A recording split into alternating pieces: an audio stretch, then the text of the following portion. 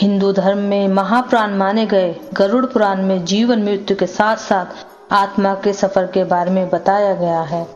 इस पुराण में भगवान विष्णु और उनके वाहन पक्षीराज गरुड़ के बीच हुई वार्ता का उल्लेख किया गया है, जिसमें भगवान जन्म मृत्यु, पाप पुण्य, स्वर्ग नरक आदि के रहस्यों को उजागर करते हैं। गरुड़ पुराण में बताया गया है कि व्यक्ति के शरीर से प्राण कैसे निकलते हैं।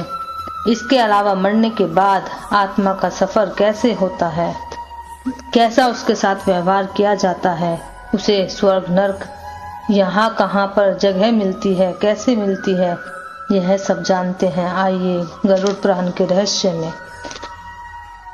गरुड़ पुराण के अनुसार जब व्यक्ति की मृत्यु का समय करीब होता है तो वह चाहकर भी कुछ बोल नहीं पाता है।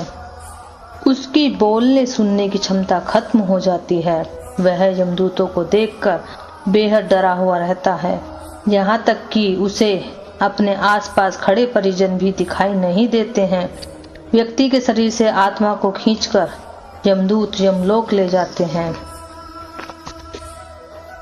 आपने कभी सोचा है कि आत्मा क्यों चीखती है, चिल्लाती है, क्यों रोती रहती है? जब यमदूत आत्मा को यमलोक ले जाते हैं तब आत्मा को बेहद कष्ट होता है। साथ ही यमदूत उसे अपने किए गए कर्मों की सजा देते हैं, उसे उसके पापों के कारण मिलने वाली सजा और यातना के बारे में बताते हैं, जिससे वह चीख चीख कर रोती है। इस रास्ते में आत्मा को यमदूत चाबुक से मारते हैं।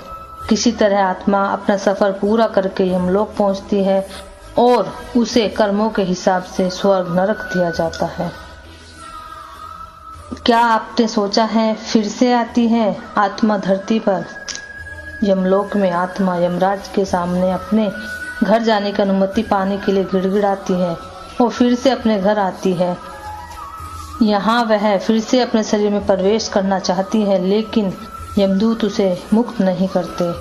वह अपने परिवार के मोह प्रेम के कारण उनसे दूर नहीं जाना चाहती है, इसलिए पिंडदान किया जाता है ताकि आत्मा परिवार के मोह से मुक्त हो जाए, वरना वह प्रेत बनकर सालों तक मृत्युलोक में भटकती रहती है। गरुड़ पुराण के अनुसार व्यक्ति की मृत्यु के बाद 10 दिन के अंदर उसका पिंडदान अवश्य कर देना चाहिए। मित्रों, हमें कभी भी अपने बड़े बुजुर्गों के अंतिम संस्कार में कोई भी कोताही नहीं बरतनी चाहिए। इससे होगा क्या कि हमारे जो बड़े बुजुर्ग हैं उनकी आत्माओं को कभी शांति नहीं मिलेगी, जिससे उस व्यक्ति की आत्मा को बेहद कष्ट मिलता है।